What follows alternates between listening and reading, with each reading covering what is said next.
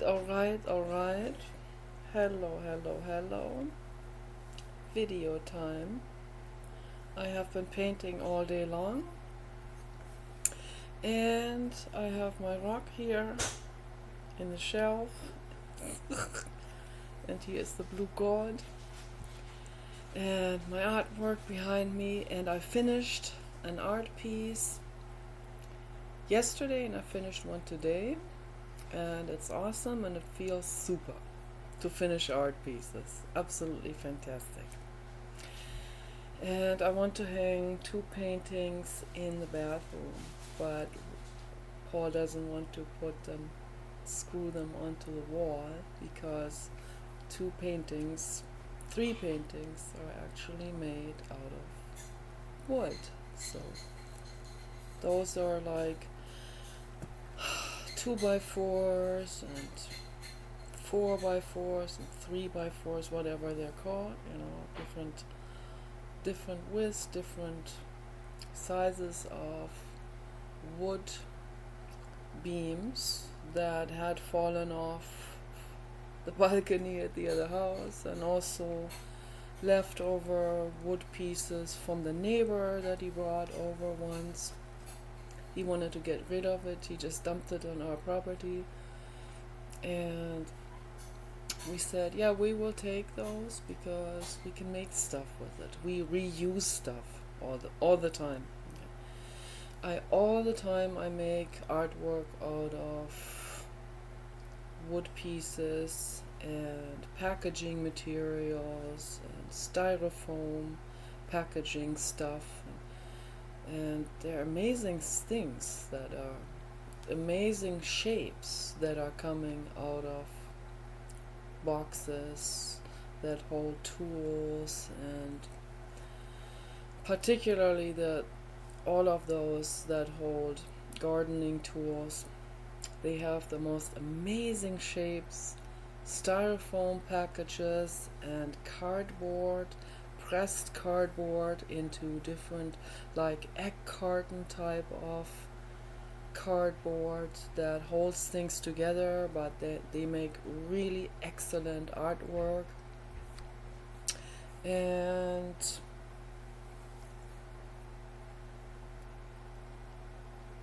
this rock also matches my polo shirt, the blue god. Yes, I like that rock there. So this is nice. Feels really good to have that rock on me. Very healing. And so I've been crying for like a week now, every day. Rivers over rivers.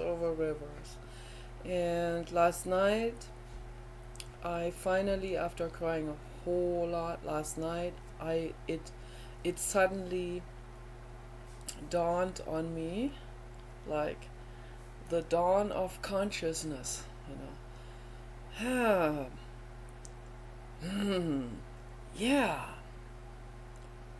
I mean, what the heck I did was not that was not legal. First of all, it wasn't ethical. It was very unethical. But then I had to think about this. After crying it all out, I cried it all out, Then I thought about it. Then I could suddenly see the hacker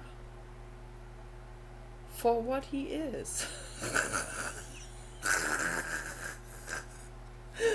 And I mean this in a therapeutic sense, okay? So I mean this in a well-meaning.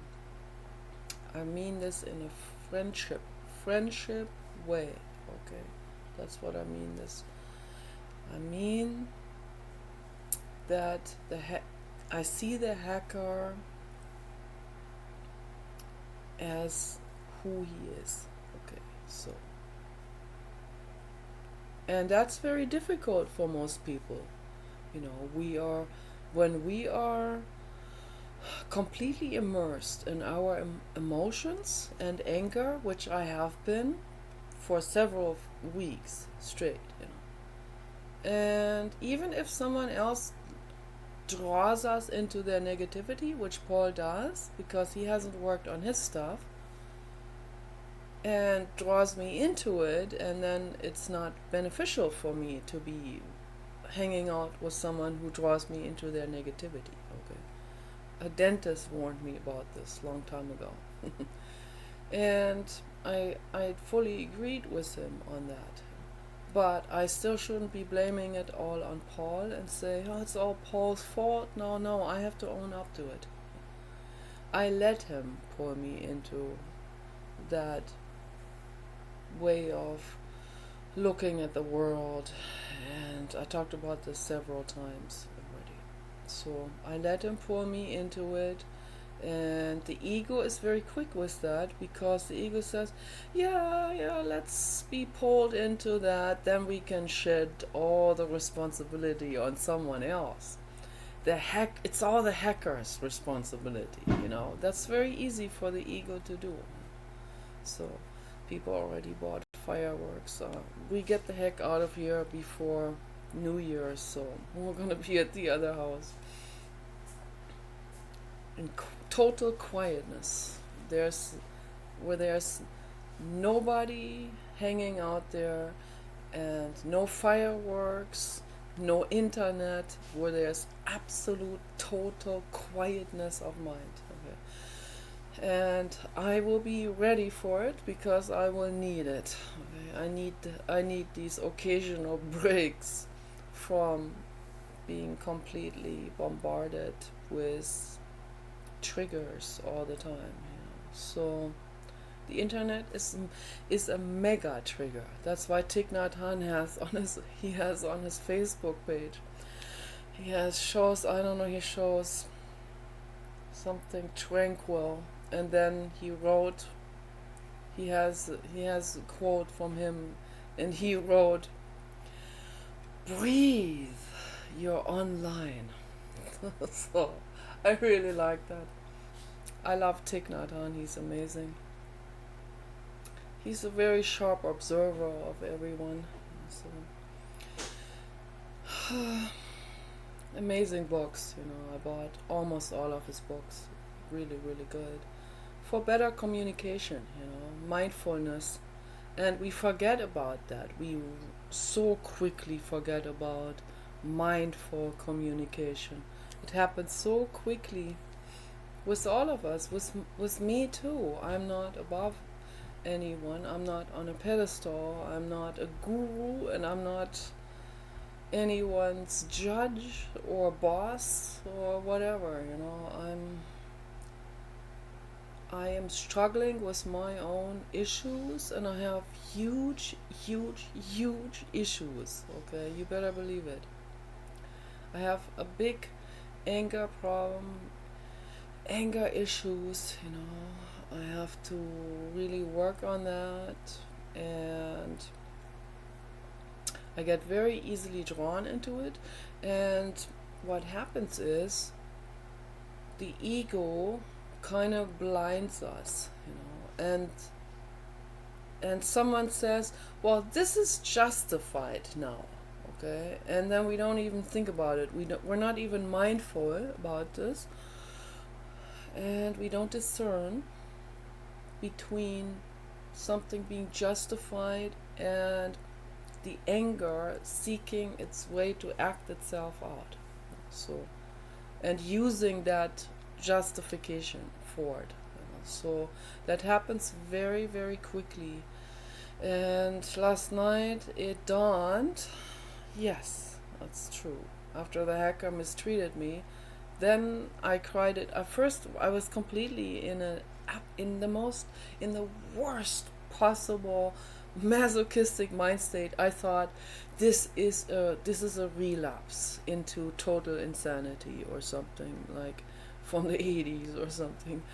And I thought, I'm never gonna get out of this. That's always how it feels, I really thought, shit, I'm acting this out again. I'm falling back into this masochism, and like, shoot me, like that kind of mental state.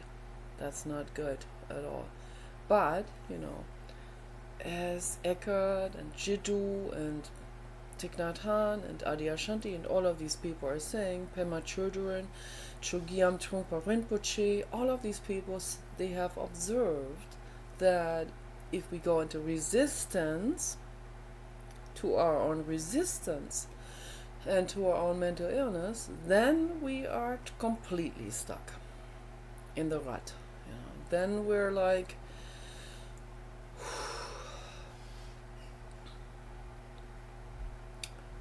we have completely driven ourselves into making a video, into stuckness with that, because making a video, because when we go into resistance, when we go into we say, no, I'm gonna stop this, mechanically or something, then we go into resistance to that what is, which is, thank you Blue God, 1111. That's awesome. Because then we are not allowing that what is. The moment, it doesn't matter what is in the moment, anger, masochism, I have acted out. The moment I realize I'm acting out, I stop the act out. It's like, I'm acting out. I caught myself red-handedly, In that moment, I quit acting out. I'm obviously no longer acting out. The moment I recognize that what Jiddu Krishnamurti always talking about, the moment I recognize I'm insane. He said, the moment you recognize that you're insane, and you really recognize, not just say it to appease other people, but you really recognize, it dawns on me, no, I'm insane. In that moment, I'm not saying it. I'm not insane anymore. I'm sane, okay? When I see I am acting out, I am in this mind state, whatever mind state, masochism or acting out something from the past, with my mother, big struggle. Mommy, see, I'm suffering, so big struggle. And she will go into resistance, and I was just a toddler, and I would get red in the face, and I would completely freak out. I did incredibly insane things at age 1 already. Sitting on the floor, crawling around with a red face, with total hatred and anger. It was so bad at age 5, I threatened my mother with a kitchen knife. That's why she sent me to Annalise, the play therapist, the psychoanalytical therapist, psychologist, Annalise, who wrote a book about the therapy with me, and you can read that book if you are. It is still available in English, but only in antique bookstores. So, but they're out there. So, they have the book. The publisher didn't sell. I don't think they sold all of them. So, ended up in antique bookstore. So, I wanted to do another translation because that translation is bad. So, I translated it by a third, and then I quit because it was tough work, psychologically also, translating that. It was very, all of this coming back into consciousness. Tough. But maybe at some point I will translate the rest of it and maybe put it back on the market, and put my own thoughts and corrections in it from the translator that has misinterpreted things, and from Annalise, who was just guessing on what I was thinking as a child. And obviously I remember what I was thinking as a child when I was painting certain paintings. So I always had been dealing with enormous anger and choleric rage. Okay. So it's also genetic. Unfortunately, I got that from my grandfather. Paul always said, "You inherited the worst from from from your grandfather and from your dad, and squandering and being choleric and all of that." So, but I also inherited stuff from my grandmother, which is this here, and and a lot of compassion and love for animals, kindness, mother instinct, and all of that. So, and that's good.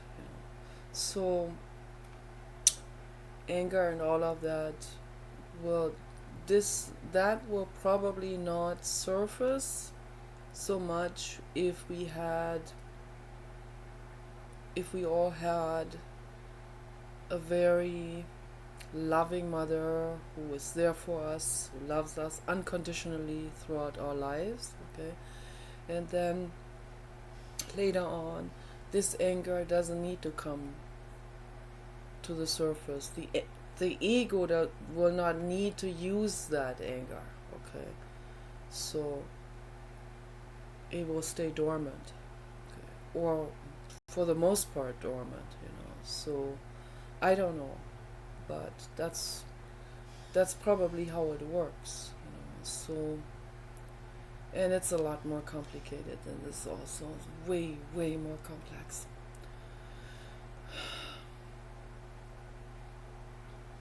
But the moment we feel it, the moment we recognize but first we have to feel it. We have to and not go into resistance.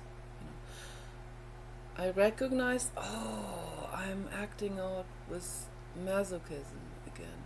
I'm so completely opposed to that. Like I saw that on the internet. There are women. This is kind of like, this is very gender specific. Women tend to go into this. The women tend to go into this. I am surrendering myself to you. Shit.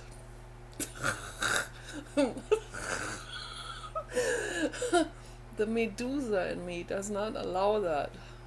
So and the men, they tend to go into the sadistic nature. So then we have this dance, between the masochist and the sadist. And of course that affects, there can also be women that are sadistic. Obviously, I knew one. Okay. She used to be a dominatrix in San Francisco. I could never do something like this. I had a boyfriend once in LA, black guy, very cute guy, Chris. He came over a couple of times, and he wanted to work with me on he wanted to hire me to do massages, and but I got into a fight eventually with him, and I never ended up doing that because of the kind of stuff that he said to me, and like, you should get money with that, and then no, I didn't like that at all. So, but and I said, I don't need it. Okay. And I was like, he was like, oh, that doesn't, now I can dominate her. She doesn't need money. How can I blackmail her and all? So, but he was very twisted, and he wanted me to bite his nipples. And I said, I can never bite anyone's nipples. It wouldn't matter how messed up he is, and and neurotic and mean or whatever. He wasn't mean, but he was neurotic. Or, if stuff bothered me that they said, I could never bite into someone's nipples. I just could not do it in a million years. And I told him, I care about your nipples. Why should I? I would never hurt that. That's crazy. And he insisted and wanted it so bad. Oh gosh. I could not do it. No way. Absolutely no way. I kissed the nipples instead. So. No, I can't hurt anyone. Okay? But my friend Rita, she was doing that, but she told me she didn't beat men really hard. There were some women that were letting out their anger in that. But she didn't, but she kind of identified with this persona of being kind of, the pretty mean girl or something with stilettos. I can't, that's not my personality. So, but I do tend to go into this shoot me kind of mind state. And when that becomes sexualized, and that can very easily happen, and I even observe that in myself, man, that can so easily slide into this mind state of,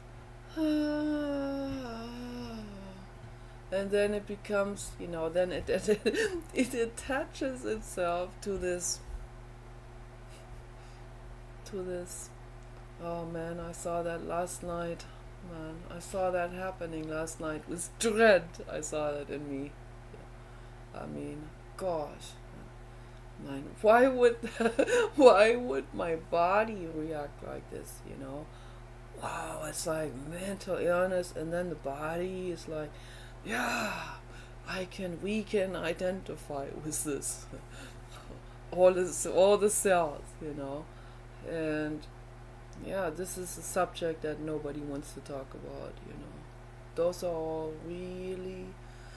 tricky subjects, embarrassing and all of that. But I think it's very important to talk about this. Very important, because I see this on the internet. There are women that have absolutely no knowledge about this at all, and they're completely in this surrender and total act out. There are women out there on the internet, they let men throw acid in their faces. I am not exaggerating. I was so shocked about this. There are women that seek sadistic men. There's an entire clubs are made for that. Nightclubs are made for where people die. Where they constantly have to have an ambulance come over with sirens. Like, whoa, man, doesn't it dawn on you that maybe this is a little bit neurotic or something? No, I guess it doesn't dawn, but it sure dawns on me. So all of this sadomaso shit is like, that's acted out childhood trauma, it attaches itself to our hormones and hormonal needs, and then we think this is just our orientation. This is just our personal preferences, in bed or whatever, in a dungeon. So I mean, this, and then people don't question it. They don't think about it and say, oh, could this be my childhood trauma? No, they go, this is what all of these people do, so it must be good, right? That's what the brain very quickly does. The ego too, gets really quickly into this is normal, or this is just what we do. No, obviously, that's an act out. Okay. Those are all act outs. And I see how quickly this, there are so many things that are happening with me too, where that bothers me real bad because, like sexual fantasies, and I've talked about this before, where I feel like I don't know even know if I should talk about this. This is, and I would never act this out. I like sexual fantasies were, and this has to do with my mother. I know it's a revenge type of thing, like let me, like this thought, let me do her husband, doggy and all of that, and then get caught and all of that. I know this is so incredibly embarrassing and terrible, and that goes completely against my philosophy. And I had some fantasies about the hacker. I'm sorry to say it. That went on for a while, and I did make videos about this. I didn't explain exactly in detail the fantasies yet. I wanted to do it, but then I got caught up with my emotional pain too much, and I didn't want to talk about it yet.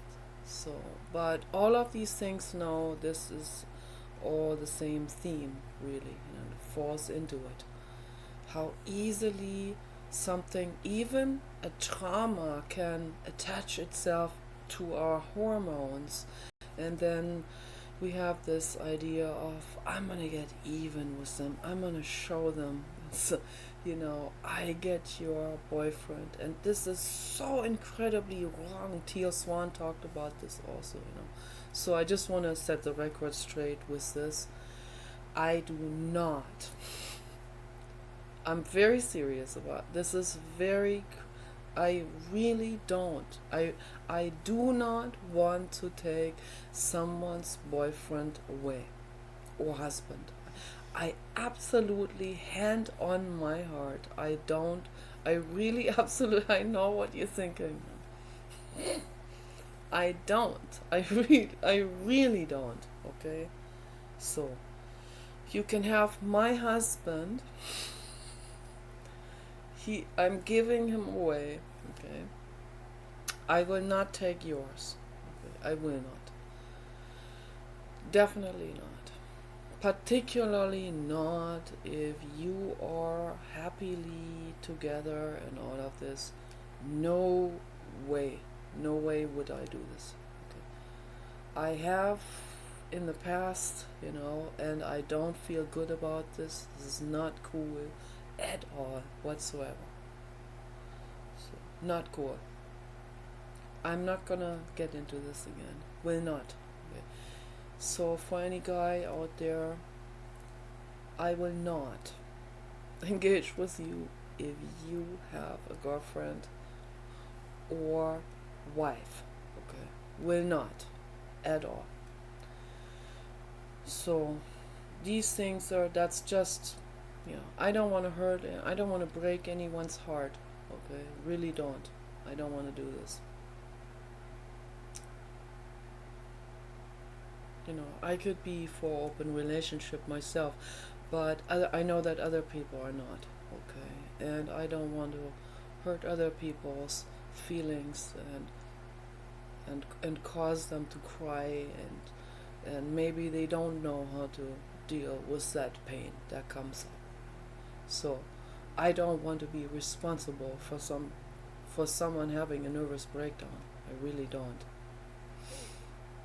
But I do admit, and this is this has simply has to do with childhood trauma, with my hormones getting enmeshed with that and all of that, and that happens very quickly.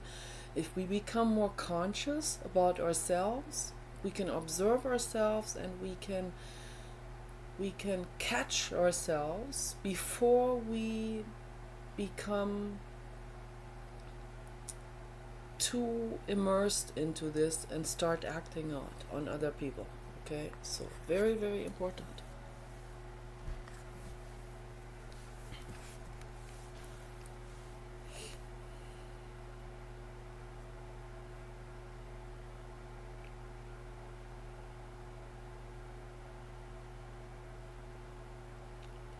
Very important to do meditation and to observe our own needs. Super, super important. Observe our own pain and trauma from the past and all of that, and act out. So after I cried this, I didn't say, oh, I have to quit being masochistic. I knew better, because I knew from studying the Buddhist teachers, the meditation teachers, and all of these people, and particularly Jiddu Krishnamurti, my number one, the blue god, okay, Gautama Buddha. I cannot go into a resistance and do and mechanically stop myself. I can observe myself. I am acting out right now. The moment I observe myself and I see I'm acting out, I stop the act out. But then the ego wants to come in and say, you need to eradicate it out of you. No, that's that's another act out. Okay. Just observe quietly. I'm acting it out. Okay. The moment I'm observing, I don't act it out anymore. Because I become conscious about it. And then what do I do then? Then I can cry about being masochistic. I can cry about being still light years like not advanced psychologically, okay? Like way trailing behind, what I really wanted to accomplish psychologically. So thinking, all that work on myself, as I told Sandy also, all that work for years, my whole life, and then I'm still acting this out. Man, how awful is that,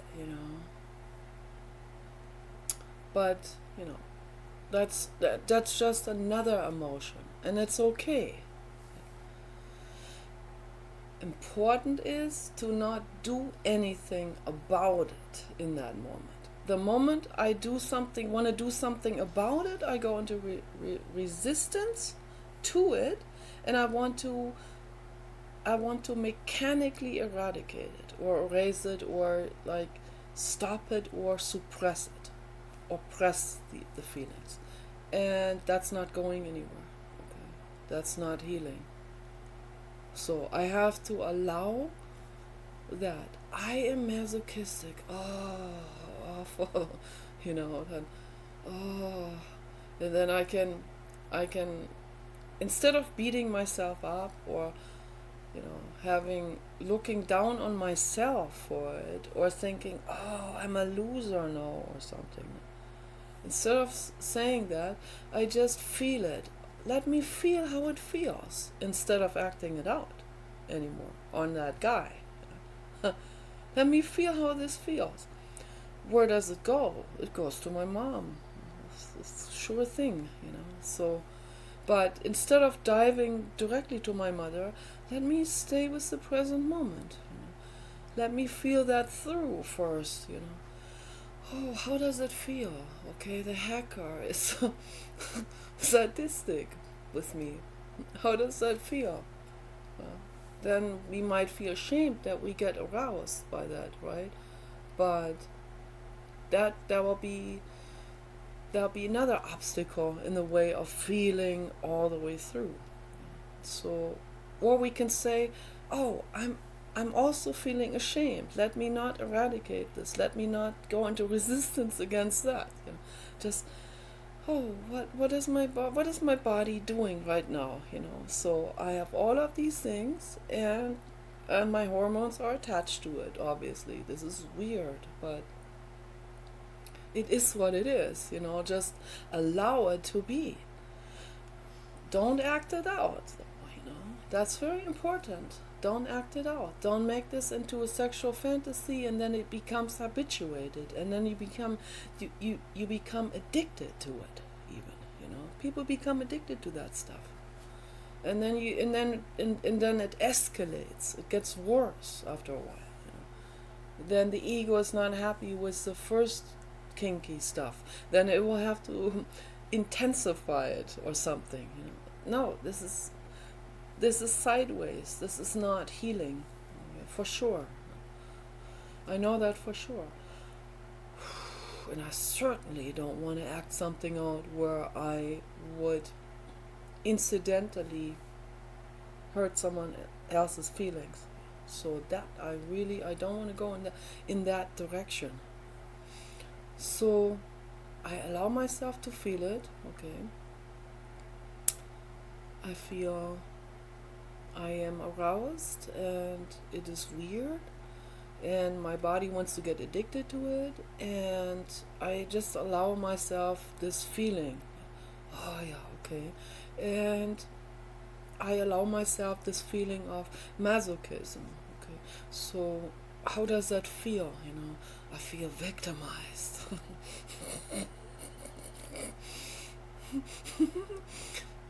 Okay, then I allow myself to feel this instead of I want to go into a rage also. That wants to do it too.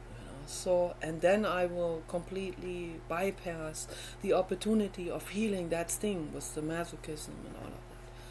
Feeling victimized. I have to close that door. It's cold.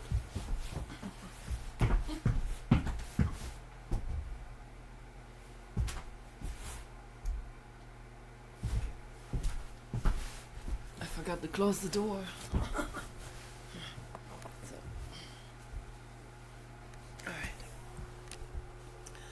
So, yeah, this was very interesting yesterday.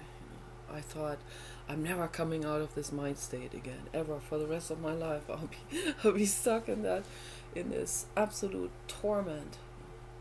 I could see how the sadistic man enjoyed that very much, and on all levels too. It goes in totally in that direction. It's really it attaches itself to your hormones, and I guess for men have it really, and that's really intense for men, like way more intense than for women.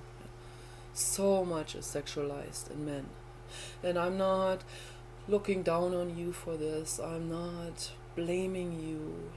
It's just I observe this. It is what it is. But obviously, this happens with all of us in some form. And it attaches itself to the hormones. And my hormones, my estrogen, it's just, it's off the charts. It is, I don't know what Paul thought I have a tumor in my head. There must be something wrong with you, right? How can that be so extreme, when you're over 50? But it is. I don't know why, it is what it is. It's just off the charts. And I'm grateful for it. It has its drama side, obviously, but when I really want to go into retirement, it's like bro, leave me alone. I want to go into retirement. Okay, I just want peace of mind. Please, let me retire. With the dog and hot springs, and just leave me alone. I don't want to party. I don't want any of that anymore. But I can't ignore what's happening in my body. It's just out of control. It's just insane. And then it attaches itself to my childhood trauma. But the moment we allow ourselves to feel all of that, feel it the way it feels, and don't masturbate with that in that moment. I knew better last night. I knew if I masturbate with that, then it grooves itself in further. Then it becomes this addiction, and then the body thinks you have to have that in order to get to that. So, no, you don't. That's a misunderstanding. I want to feel that childhood trauma instead of acting it out, instead of giving my body, these kind of experiences where it links up this enormous height of ecstasy, of sexual ecstasy, with that kind of emotion. That's very dangerous, actually, and I see that in the world happening. So I don't want to go in that direction, because then it will just escalate and get completely out of control. So I want to feel this, I'm not going to ignore what I feel in my body, the hormones and all of this. Oh, I feel it right now. It's really intense. Oh, God. So, and that distracts me from talking also,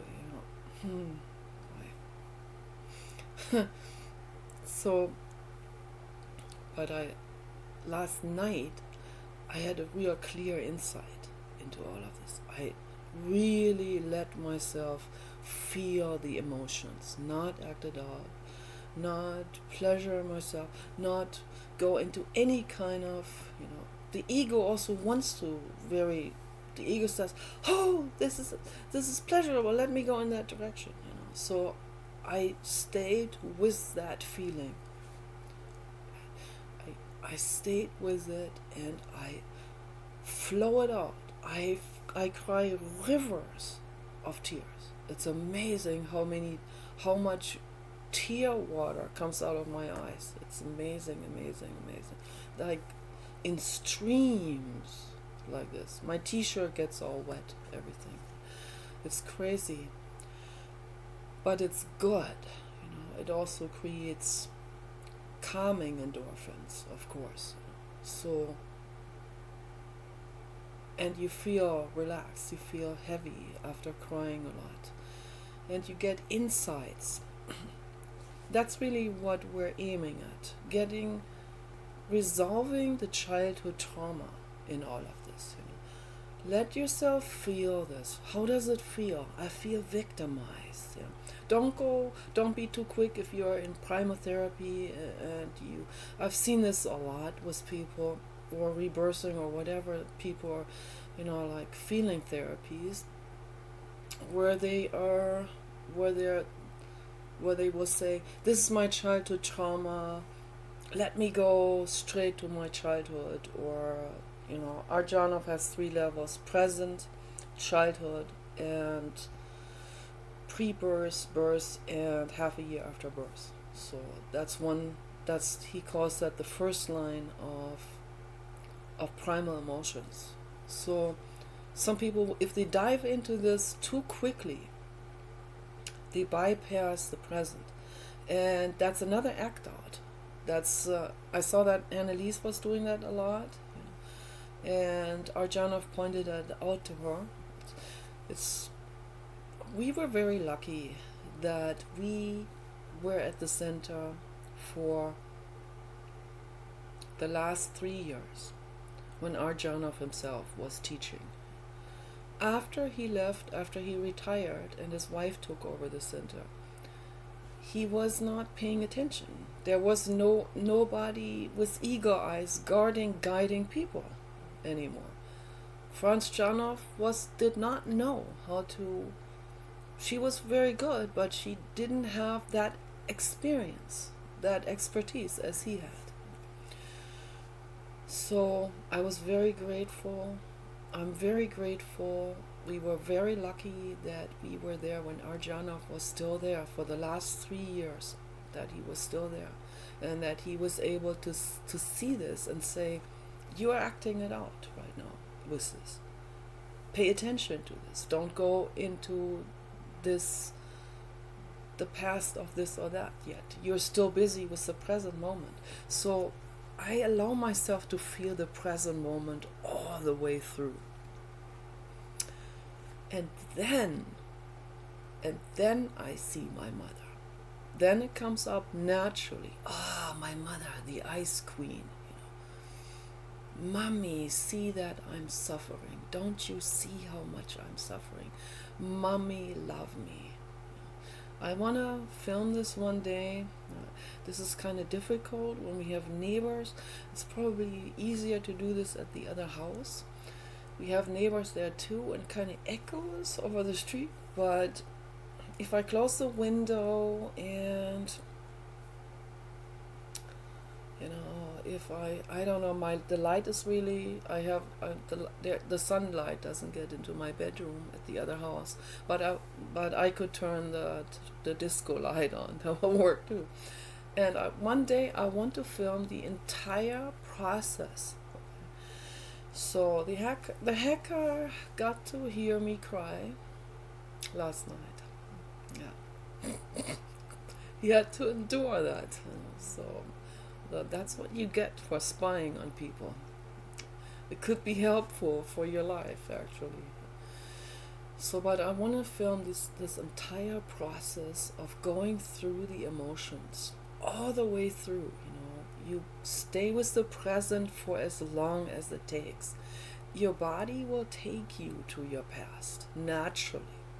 Okay. Then you will see glimpses. For people who are not familiar with the feeling therapies, rebirthing or primal therapy or any of those, they will get afraid. They might get really scared. Suddenly they see something they didn't want to see. And also, people, for example, my brother has done a couple of ayahuasca sessions in Berlin, and he told me about it. And that was very interesting what he said. There was one woman from Germany. She has obviously not done primal therapy or any of those feeling therapies. And so what does she do? She takes ayahuasca that opens her up like this. Like, oh my gosh, I'm not ready for any of this, but okay, I'm gonna just dive right in. And then she saw things that she was not prepared for. Okay, she hasn't done the pre-work to get to that point. Okay? That's why Arjanov warned people about any psychedelic drugs, because he said, you are not ready for it. What opens itself up to you in that moment, because the gates weaken. We have this, what Dr. Emrich from Germany, Medizinische Hochschule Hannover, neurologist, he discovered the discrimination ribbon. Okay, that's a formation in the brain. So Arjanov called it the gating system.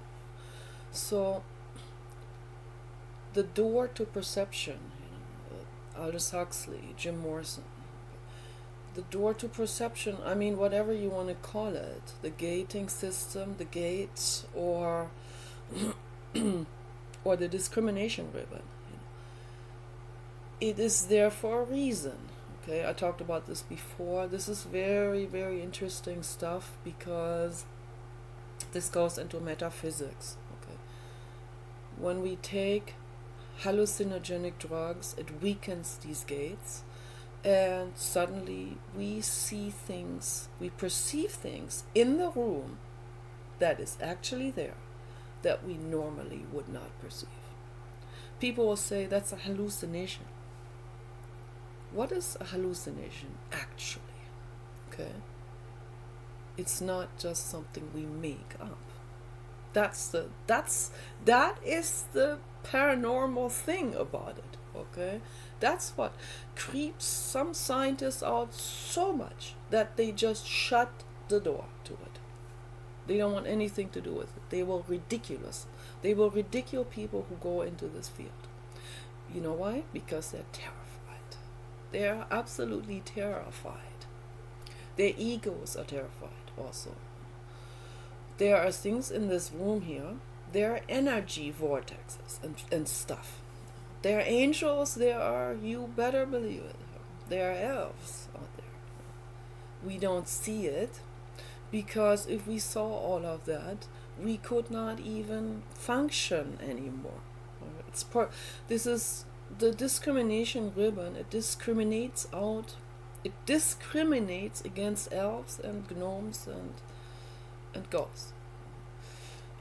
Because if it didn't, we would be too flooded with all these things. And someone with Asperger's, like Sandy and myself, we will go into a store to buy something, and we stand there like this.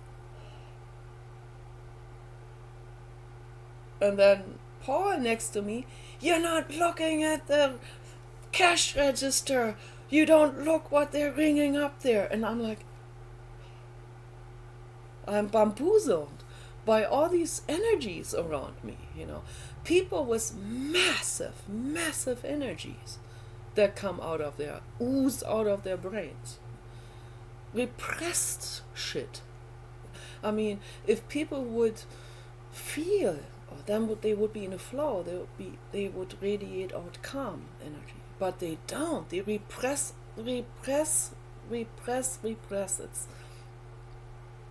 one pressure cooker, And as an Asperger's, I see all of that. It's overwhelming. And I perceive a bunch of stuff, okay? This here, like, you can fold it like this here, randomly. It will hang over this will hang over some kind of ladder to dry, this pillowcase. And I will suddenly look at it from the other corner of the room, and I see a face in it, in that formation. And, it creates faces. Anything, rug, anything, whatever. Anything that is like my bathroom floor at the other house.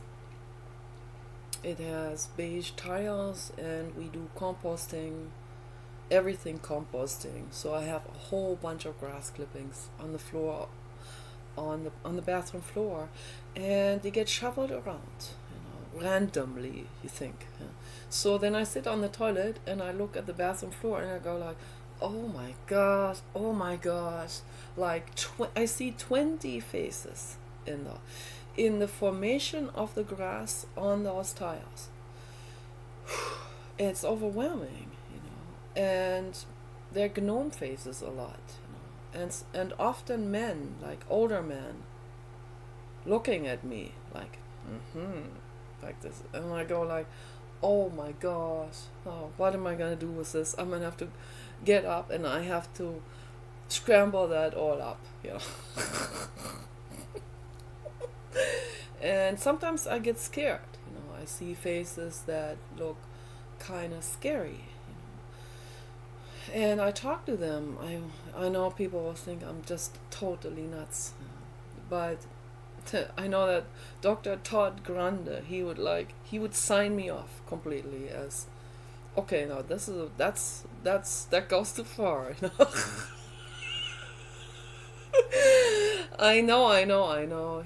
So, and I don't blame you, people have egos. The ego doesn't want to deal with any of that paranormal stuff, but I know it's real because it's there. I see it. And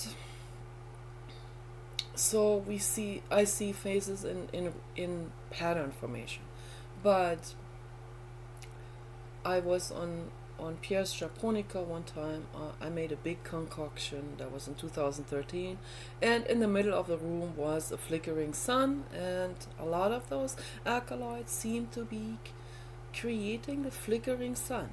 So not just Pierre. So I bet Oleander does the same thing, and some others, salvia. I don't know what all of these different plants that and mushrooms that may create the flickering sun in the middle of the room. And then in the middle of the sun was the shape of that eye there. Okay, these eyes, you see the eyes of the blue god?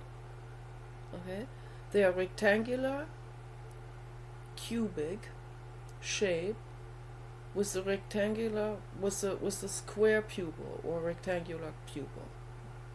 That's how I paint. That's just how I paint it, okay? And in the middle of the sun was that eye. I'm like, whoa, that's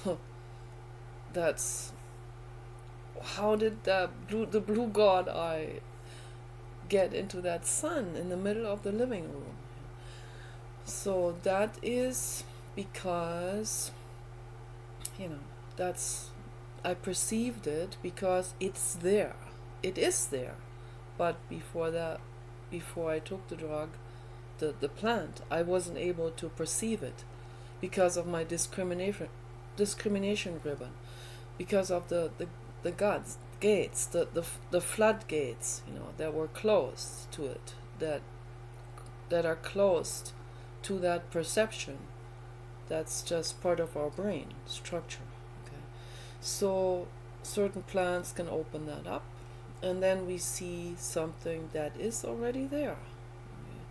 It's not a hallucination in the sense of that we created it. We just perceive something suddenly. Okay, something also that pertains to us personally too. And then people will argue, yeah, but then if that just pertains to you, then how can it be there before? But it is. Okay, that's the law of attraction, and that's like a huge subject by itself. And they're energy patterns, okay, energetic patterns that follow us throughout our lives. Okay, if I, for example, easy example, I think about Bacedons, European Bacedons, a whole lot. So then I will come across suddenly videos of European Bacedons on the internet, even without looking for it. This is actually happening. This kind of stuff is actually happening. But obviously I've been searching for them, and I'm seeing that all the time, of course. But even if I didn't search for it and was only thinking about it, this will come up. Okay, that's the law of attraction. That's energy patterns. Okay, that will be elicited from specific thinking. So that's why it is so important what words we use. Okay, very, very important. And I have to remind myself. And crying through this, allowing myself to feel this self-pity and feel this masochism. What is this really? Masochism. I feel enormous self-pity, and I want the other person to see how much I suffer. The question is, please love me. That's for all of us, applies to all of us. Please love me. And you feel this all the way through, and then you come to your mother, please love me. And then I can see then after crying this all out, then I suddenly see, oh, it dawned on me, I can see the other person now. I see where he's coming from suddenly. I didn't even get the idea, it didn't register with me that maybe I was not nice. Maybe I was acting out in a bad way, and I was, okay?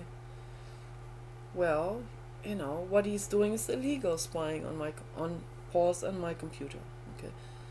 But, and he also, well, he gets direct karma from that. He will he will listen to me go into hour-long rants, angry rants on the table out there about head bolting and all that shit, So,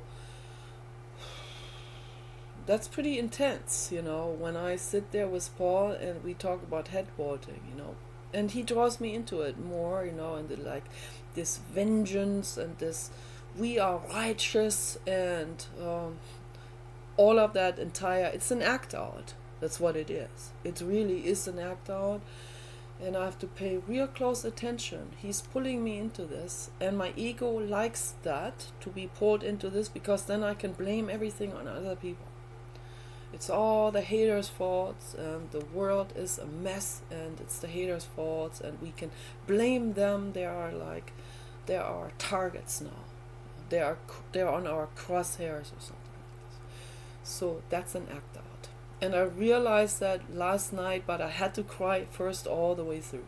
And then I realized, I have behaved very badly. Okay. And I'm sorry for that. I really am genuinely sorry for this hacker. Okay. You don't deserve that. You have already suffered so much. You act out because you suffer. Okay, so bringing awareness to this process now.